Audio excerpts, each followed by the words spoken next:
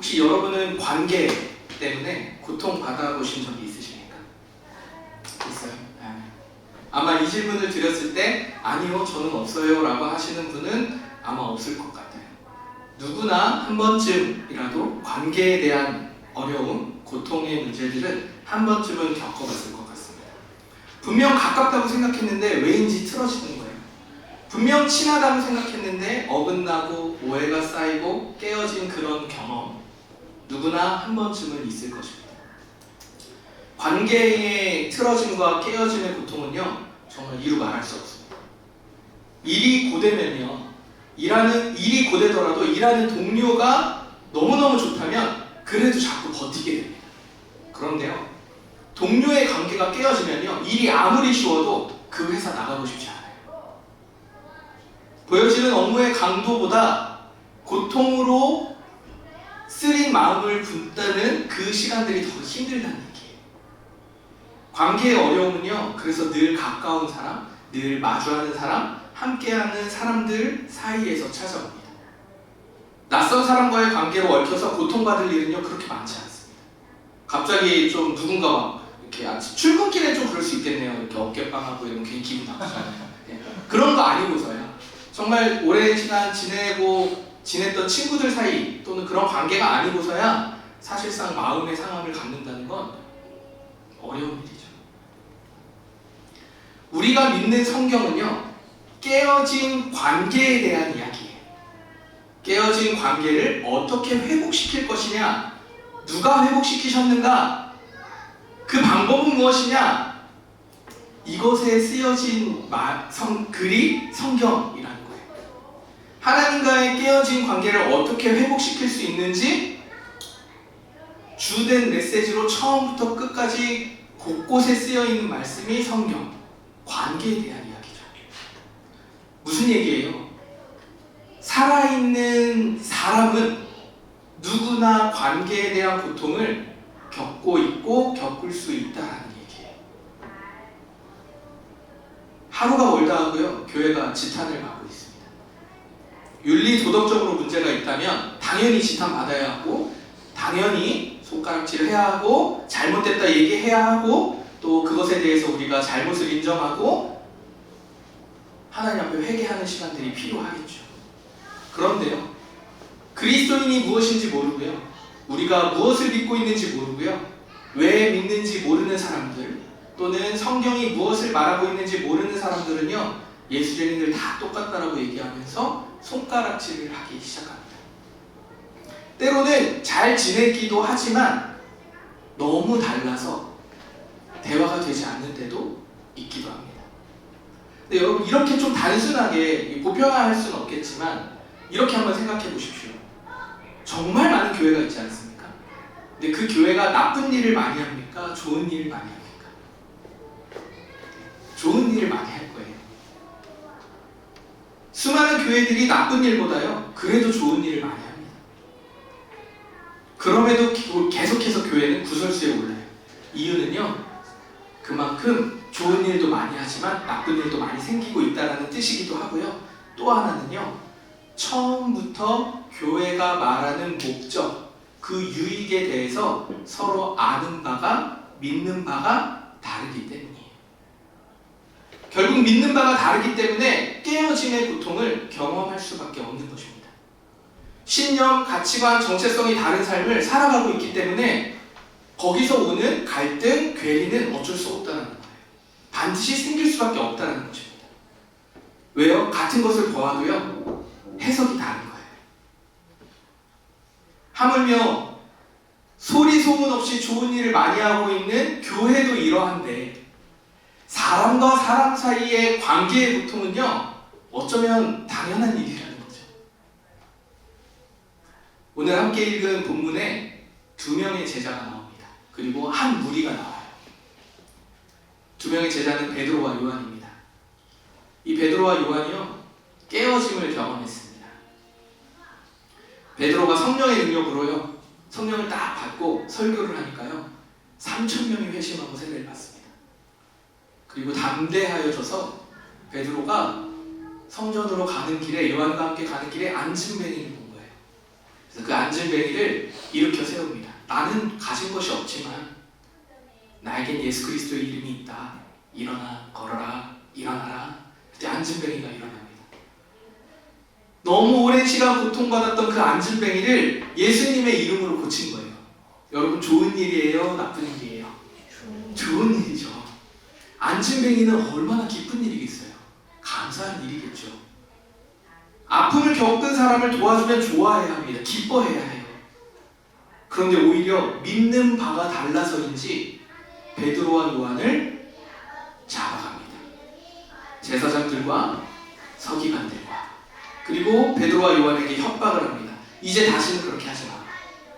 예수님의 이름을 꺼내지도 마. 예수님의 이름으로, 너네가 메시아라고 얘기하는 그 예수님의 이름으로 아무것도 하지 마. 여러분, 이게 맞는 것인가요? 누가 봐도 상처와 고통으로 얼룩진 사람을 도와줬는데 하지 말래요. 이게 맞는 것인가요? 베드로와 요한이요, 풀려나서 처음 찾아간 곳이 어디냐면 한 마음 한 뜻으로 함께 살아가던 공동체였습니다. 뭐 교회라는 이름 하기도 어렵죠. 그냥 교회도 원래 본질적으로 공동체니까, 예수를 믿는 사람들의 모임을 공동체라고 하니까 그 공동체를 향해서 간 거예요. 보통은요, 여러분 어떻게 됩니까? 관계에 어려움을 겪어요. 서기관과 제사장들이 막 우리를 업신여기고 무시하고 때리려 하고 죽이려 하고, 유대 그 문화 안에서 거의 배척시키고 추방시키려고 하고 출교하려고 하는 그런 문화 속에서 협박을 받았다 그러면 어떻게 하겠어요? 보통 이런 관계에 깨어짐이 있으면 다양한 반응이 나타나는데요, 보편적으로 두 가지가 나타납니다. 첫 번째는요, 맞서서 반응하거나, 두 번째는요, 도망갑니다. 맞서서 설득하거나 해명하거나 일단 부딪혀 보는 거예요. 아니에요, 그거 아닌데, 내가 봤어요. 열심당 같은 경우는 칼을 빼들기도 했었겠죠. 그런 반응이 하나 있을 것이고, 또 다른 반응은요, 도망가는 거예요. 숨어버립니다. 침묵하고요, 차단하고요, 회피합니다. 그게 보통 깨어짐을 경험한 사람들의 보편적 행동, 반응이지 않을까 생각합니다. 사실 베드로와 요한도 충분히 그럴 수 있지 않았겠어요? 성령으로 충만한 제자들이요, 제사장을 설득하거나 해명할 수 있었을 거예요. 앉은뱅이도 일으켰는데 제사장들 앞에서 뭘 못했겠어요? 그런 담대함이 없었을까요? 좀 그렇지 않다고 생각해요. 그럼 반응하지 않았어요. 그럼 뭐 했을까요? 도망가는 거. 협박이 무서웠다면 예전처럼 도망갔을 수 있잖아요. 당신 예수랑 함께 있었던 사람 아니야? 아닌데요? 아닌데요? 그러고 도망가도 되잖아요. 몰래 공동체로 안 돌아가고 몰래 요한이랑 둘이 가가지고 숨어 있었을 수도 있잖아. 그 상황을 모면하고 조용히 숨어 지냈어도 되잖아요. 그런데 베드로와 요한은요, 맞서지도 않고 도망가지도 않고 어디로 가냐면 공동체를 향했어요. 저는 이 장면을 묵상하면서 어떤 생각이 들었냐면, 한 장면, 느낌이 좀 떠올랐는데요. 베드로와 요한이 막 협박하는 거예요. 이제 제사장들과 서기관들이 협박하는 거예요. 베드로와 요한이 너무 화가 나는 겁니다. 답답한 거예요. 그 말을 듣는 게 도저히 믿는 바가 다르니까 이러면 어떡하지? 막 계속 한숨을 쉬었던 거예요. 이들이 얘기하는데. 그러다가 풀려났어요. 씩씩거리면서 화가 나가지고 거룩한 분노를 가지고 어디로 향한 거예요? 공동체에 막 달려간 거예요. 이들이 탕탕탕탕, 우리 왔어요. 근데 얘네들이 이렇게 얘기하답니다. 어떡하죠 진짜? 너무 답답하네요. 저는 이러지 않았을까라고 생각해요. 저의 생각이에요. 얼마나 답답했을까. 마치 어린아이와 같이 이 마음을 알아주는 사람들, 믿는 바를 같이 하고 성령 안에 한 마음 한 뜻을 품은 사람들과 이것을 함께 나누고 싶었던 거예요. 어떻게 해야 하지? 진짜 놀라운 사실은요, 베드로와 요한이 공동체에 가서 나누었을 때, 이 이야기를 나누었을 때 공동체의 반응이 놀라운 일입니다. 24절 말씀인데요, 그들이 듣고, 공동체 사람들이 들은 겁니다. 그들이 듣고 한 마음으로 하나님께 소리를 높여 이르되, 대주제여 천지와 바다와 그 가운데 만물을 지은 이시요. 베드로와 요한이 공동체에게 나눴습니다. 공동체가 어떻게 했대요? 한 마음으로 하나님께 기도하기 시작했대요. 아픔과 안타까움 그리고 거룩한 불을 가지고 어린아이처럼 막 달려와서 공동체에 딱 나눴더니 이 공동체가 무엇을 하냐면 같이 욕하는 것이 아니라 하나님께 시선을 돌렸다는 거예요. 대주제요라고 고백하지요. 이거는 무슨 뜻이냐면 하나님이 주인이라는 고백이에요. 하나님이 이 모든 상황과 천지 만물 온 우주의 주인 되십니다라는 주권에 대한 고백, 인정하는 고백이 대주제요라는 고백입니다. 고통과 아픔으로 지금 어찌할 바를 몰라 하는 베드로와 요한 그 공동체가 지금 한마음 한뜻으로 하나님이 이 모든 상황 가운데 주인 되십니다라는 고백으로 기도하기 시작했다는 거예요. 여러분, 관계가 깨어져서 고통이 생기고 그 고통이 해결되지 않는 이유는요, 보편적으로 내 생각, 내가 해결하고 싶은, 내가 통제하고 싶은데 그렇게 되지 않기 때문이에요. 나도 생각이 있는데 상대방도 생각이 있으니까 일치가 안 되니까 섭섭한 거예요. 나도 계획이 있는데 하나님도 계획이 있으니까 안 맞는 거예요.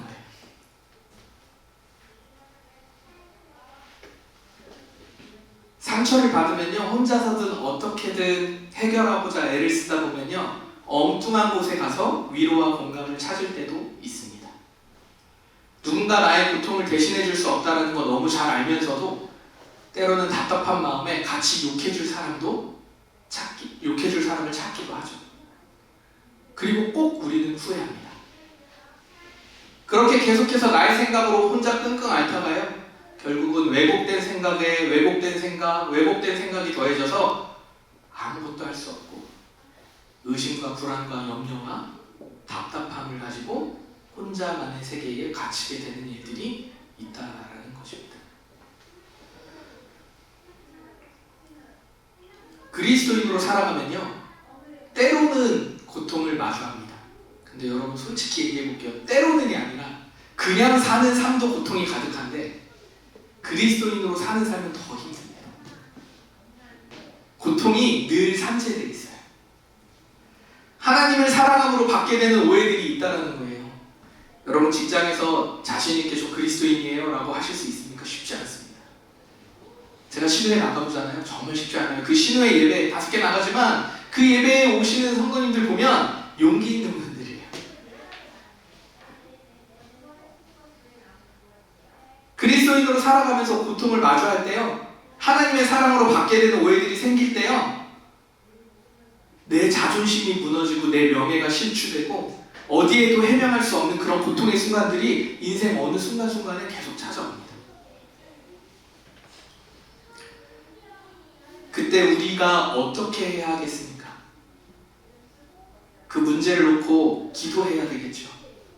그러나 그 문제를 해결하실 분이 하나님이시라는 그 믿음의 고백 가운데, 주인이심을 고백하는 가운데 그 상황을 놓고 하나님 앞에 시선을 올리고 돌리고 마음과 태도와 생각을 하나님께 드려야 한다는 거예요. 왜요? 이 고통, 이 상황, 가장 좋은 것, 가장 선하신 분, 이것을 하실 수 있는 분이 하나님이시기에 하나님을 바라보는 것입니다. 그래서 우리가 하나님을 바라봤을 때 어떤 고백을 해요? 우리가 알고 있는 약속의 말씀을 붙들고 기도하잖아요. 야곱도 약속의 말씀을 붙들고 기도했습니다. 오늘 이 믿음의 공동체도 시편에, 다윗이 고백했던 시편의 말씀을 붙들고 고백하고 있거든요. 그냥 무턱대고 하나님 당신 사랑이시잖아요 이렇게 하지 않은 거예요. 보고 느끼고 깨달았던 인생의 여정 가운데 하나님의 말씀이 내 삶을 어떻게 인도했는지 경험이 있으니 그 말씀 붙들고 하나님 앞에 다시 나아가는 것입니다. 하나님 혼자 내버려 둔다 하지 않으셨잖아요. 나와 영원히 함께 하신다고 약속하셨잖아요. 어디서 들었어요? 말씀을 통해 들은 거예요. 그 말씀 붙잡은 겁니다. 그러니 그 말씀을 붙잡고 어디를 향하는 거냐? 하나님을 향하는 겁니다. 저는 하나님의 사랑으로 부름받은 우리 공동체가 천지 만물 모든 것의 주인 되시는 하나님께 시선을 고정하기를 소망합니다. 제가 개별적으로 여러분 우리 성도님들의 삶 너무 잘 알지만 너무 고통스러운 삶을 살고 있습니다. 이 현대 사회가 그래요. 2025년부터 지금까지 너무 어려운 시기를 보내고 있어요. 너무너무 힘듭니다. 그럼에도 불구하고 하나님의 주인 되심을 고백하는 모든 예배자들 되시기를 예수 그리스도의 이름으로 축복합니다. 그리스도인의 삶의 무게, 그 고통, 또한 그로 인한 관계의 고통은요, 하나님께서 주인이심을 인정할 때에 주어지는 평안이 맛보게 되는 거예요. 이 무게와 고통을 어떻게 이겨낼 수 있겠어요, 여러분? 산 넘어 산이라고 말씀드렸잖아요. 인생의 기본값은 고통입니다. 잠깐 진통제 맞듯이 내 문제가 해결될 수 있지만 그 문제 해결됐다고 다른 문제 안 찾아오는 거 아니에요. 1년, 2년, 10년 지나면요, 생애 주기, 인간이 늙어서 죽게 되어지는 인생의 전 여정에 반드시 아픈 고통, 문제들은 찾아옵니다. 더군다나 관계는 어떠해요? 각자마다 생각이 있어요. 그 다름을 마치 컴퓨터 데이터처럼 다 꺼내가지고 뭐 이제 그것도 될 것 같긴 한데 모르겠어요. 칩 꽂아가지고 뺀 다음에 컴퓨터에 딱 넣으면 띠디딕 해서 너는 이 생각이 진실이었고 너는 이 생각이 거짓이었어, 이 말을 맞췄어, 그러니까 화해해, 이렇게 할 수 있는 시대 아니잖아요. 내 마음이 다르고 내 생각이 다르고 내가 바라보는 관점이 다르고 개념이 다르고 신념이 다르고 가치가 달라요. 믿는 바가 다릅니다. 똑같을 수가 없어요. 오직 하나님의 사랑을 알기에 그 사랑 안에 함께 할 때에 그 고통의 문제들이 하나님 안에서 해석되어지는 것입니다. 믿음의 공동체, 그들이 하나님께 시선을 돌렸습니다. 그리고 그들이 드리는 기도 내용을 보면요, 우리가 드리는 기도 내용과 조금 다른 것 같아요. 그들은 시편 말씀을 인용해서 자신들의 현실을 해석했어요. 그리고 하나님께 어떻게 해요? 있는 그대로 간구합니다. 이렇게 얘기하죠. 사실 시편 말씀 다 하고 다윗이 성령으로 이렇게 말씀하시던데, 근데 사실 하나님, 헤롯과 빌라도뿐 아니라 수많은 믿음 없는 사람들이 메시아 예수님을 대적하고 있습니다. 우리가 안심뱅이도 살리고 정말 귀한 하나님의 역사하심을 고통받는 자들과 함께하는 이 모습을 보여줬음에도 불구하고 왠지 모르지만 예수 그리스도를 대적하고 있어요. 이 얘기하는 거예요. 이들이 현실을 부정하거나 미화하지 않고 있는 그대로 얘기합니다. 그리고 28절에 이렇게 얘기합니다. 세 번역 말씀입니다. 주님의 권능과 뜻으로 미리 정하여 두신 일들을 모두 행하였습니다. 이게 무슨 얘기냐면, 어떤 기도를 드린 거냐면, 실제 하나님을 대적하는 그 빌라도, 헤롯과 빌라도, 믿지 않는 사람들, 고통의 문제가 실제로 우리에게 있지만 이미 하나님께서는 하나님의 권능과 뜻 안에서 이미 그 사랑을 표현하셨고 행하셨고 지금도 일하고 계신다는 것을 믿는다는 고백이에요. 믿음의 고백입니다. 하나님의 주인 되심을 믿음으로 드리는 이 기도는요, 계속해서 이어져요. 29절, 30절 제가 세 번역으로 읽어드릴게요. 28절부터 읽어볼게요. 주님의 권능과 뜻으로 미리 정하여 두신 일들을 모두 하나님 행하셨습니다. 주님, 29절, 주님 이제 그들의 위협을 내려다보시고 주님의 종들이 참으로 담대하게 주님의 말씀을 말할 수 있게 해주십시오. 그리고 주님께서 능력의 손을 뻗치셔서 병을 낫게 해주시고 주님의 거룩한 종 예수의 이름으로 표징과 놀라운 일들이 일어나게 해주십시오. 우리의 기도랑 조금 다른 것 같아요. 여러분, 이 기도를 통해서 우리의 기도를 한번 돌아보길 원합니다. 대적하는 자들이 생겼어요. 나와 다름을 마주한 사람들이 생겼어요. 우리 어떻게 기도해요? 뭐 이렇게까지는 안 할 거예요. 우리는 성숙하니까. 저 사람 죽여주세요. 이렇게는 안 하잖아요. 그렇죠? 저 사람 없애주세요. 내 눈앞에 사라지게 해주세요. 찍어 눌러주세요. 이렇게는 안 하겠지. 우리는 좀 성숙하니까. 그러나 이 상황을 바꿔주세요. 하나님, 나 사랑하고 싶은데 그 마음이 잘 안 되는데 나 저 사람 너무 싫어요. 그러니까 저 사람 없애주세요. 어떻게든 저 사람이랑 마주치지 않게 해주세요. 아니면 그가 나를 이해하게 해주세요. 아니면 내가 그를 이해하게 해주세요. 아니면 그들이 달라지게 좀 해주세요. 이런 기도가 우리의 기도 아닙니까? 그런데 공동체는 이렇게 기도하지 않아요. 무엇을 기도합니까? 믿음의 담대함을 구하였습니다. 기도의 방향이 자신의 삶의 안위와 지금 현상에 대한 변화가 아니라 하나님의 뜻이 이루어지고 있다라는 것, 이루어졌다라는 걸 믿고 있기 때문에 그 뜻을 위한 기도로 담대함을 달라고 기도하는 거예요. 안진뱅이를 일으키고 예수 그리스도의 이름으로 능력이 일어나니까 잡아간 거거든요. 그런데 뭐라고 얘기해요? 주님께서 능력의 손을 뻗치셔서 병을 낫게 해달래. 하나님 멈추지 않겠다라는 거예요. 복음 전하는 일, 예수 그리스도를 전하는 일, 그 이름 앞에 살아가는 삶, 이어갈 수 있는 담대함, 입술, 태도, 생각, 주님 달라고 기도하는 거예요. 한 마음 한 뜻으로 그들이 기도하였다는 것입니다. 말씀을 정리하겠습니다. 하나님의 뜻을 이루어가는 우리 오디너리 공동체 되기를 축복합니다. 우리의 기도를 점검했으면 좋겠어요. 잘못됐다라기보다는 내 삶에 하나님의 나라와 하나님의 뜻이 있는지 우리가 한번 생각해 볼 필요는 있는 것 같아요. 온 우주 만물의 주인 되신 하나님이 우리의 고통을 모르시지 않잖아요. 하나님의 나라와 의를 위한 기도 가운데 생기는 우리의 아픔과 고통, 어려움들은요, 하나님 가장 잘 아십니다. 그리고 하나님의 때, 하나님의 방법으로 반드시 이루십니다. 믿어지길 축복합니다. 믿음의 담대함을 구하는 우리 모두가 되기를 소원합니다. 복음을 전하는 담대함을 달라고 기도했던 그 사람들에게 하나님이 응답하셨어요. 어떻게 응답하셨습니까? 마지막 절인데요. 31절이요. 그들이 기도를 마치니 그들이 모여있는 곳이 흔들리고 그들은 모두 성령으로 충만해서 하나님의 말씀을 담대히 말하게 되었다. 아멘. 하나님의 응답은요, 문제 해결이 아니었어요.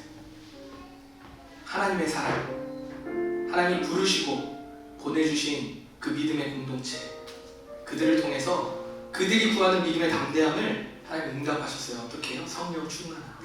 성령, 하나님의 영입니다. 하나님의 영이 충만하대요. 하나님이 함께하는 놀라운 은혜의 삶을 이들이 맛보기 시작한 거예요. 달라진 게 있었을까요? 아무것도 없었어요. 오히려 여러분, 사도행전 4장부터 곧 2장 정도 지나면요, 순교자가 나타납니다. 성령으로 충만하여 담대히 복음을 전했던 믿음의 공동체가 계속해서 하나님 뜻 안에 구하고 간구하는 삶 가운데 더 굳건하여집니다. 하나님 사랑 안에서 한 마음 한 뜻으로 한 공동체를 이루며 하나님의 나라를 위해 기도하니 담대히 믿음으로 구하니 그들의 삶이 변해요. 어떻게 해요? 오늘 본문 이후에 보면요, 서로 물건을 통용하고 자신의 물건을 팔아 고아와 가부를 챙기며 깨어짐이 아니라 하나됨의 삶이 무엇인지 초대교회 공동체를 이루고 살아갑니다. 여러분, 이게 얼마나 놀라운 일인지 아십니까? 우리가 생각하는 교회 그냥 이렇게 한번 예배드리지 이 정도의 삶이 아니에요. 그들이 그 삶을 선택했다는 건 본인이 살아온 모든 문화를 거부하고 잘라내고 단절하고 기꺼이 그걸 선택하겠다라고 결정한 삶이 서로 물건을 통용하며 고아 가부를 돌보고 서로 함께 살아가는 그 삶을 선택한 거예요.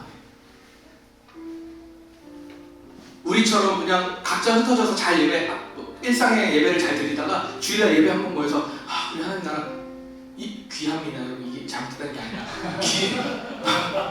너무 귀하고 좋은 일이에요. 너무 귀하고 감사한 일이지만 이들 당시의 이 고백은요, 엄청난 고백이었다는 거예요. 당시 초대교회의 모습은 어떠했냐면 교회 바깥에, 초대교회 바깥에는요, 돈이 많은 장로라고 해볼까요? 그 장로가 그러니까 돈이 많은 사람들은 세상에서는 그 높은 위치를 가지고 있었어요. 근데 그들이 교회를 오면요, 어떻게 되냐면 종된 모습으로 서있어요. 그리고 그때 밖에서 돈이 많았던 사람들의 그 밑에서 일하는 사람들은요, 교회의 장로들이었어요. 그러니까 뭐예요? 보냄받고 모이고 했을 때 그게 서로 균형이 맞는 거예요. 암과 밖이 똑같은 겁니다. 누가 너가 높아 내가 높아 이거 하지 않았다는 거예요.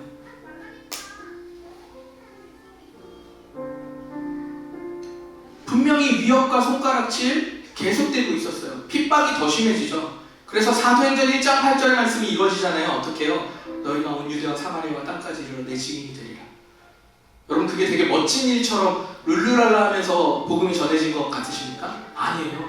유대, 사마리아, 예루살렘과 유대와 사마리아와 땅끝까지 점점 동심원 원처럼 커진 거예요. 어떻게요? 핍박받아서 도망다니기 시작하면서 이들이 도망가면서 그 믿음의 복음을 담대히 전한 겁니다. 오늘 이 기도가 계속해서 그 공동체 가운데 드려지니까 핍박받고 흩어지는 가운데 어떻게 합니까? 복음을 전합니다.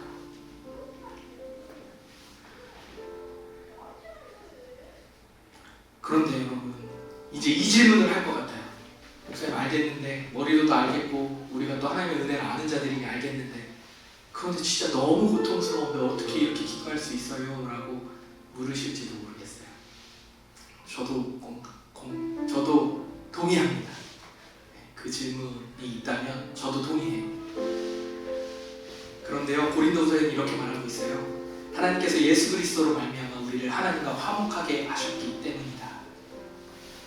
우리는 이 믿음에 힘입어 담대함을 구하는 거예요. 내 의지, 내 생각, 내가 잘나서, 내가 뛰어나서, 내가 흠이 없어서 그런 하나님의 일을 감당하거나 높은 일, 바라는 일, 세상이 보기에 멋진 일, 영향력 있는 일 하는 것이 아니라 나를 창조하시고 나를 부르시고 살아가시는 분이 전능하신데 그 하나님이 예수 그리스도로 말미암아 나와 화목하게 되었기 때문에, 단지 그 하나의 이유 때문에 전능하신 하나님이 성령으로 우리와 함께 하신다는 거예요. 그래서 성령 충만하니 담대하게 복음을 전하였더라.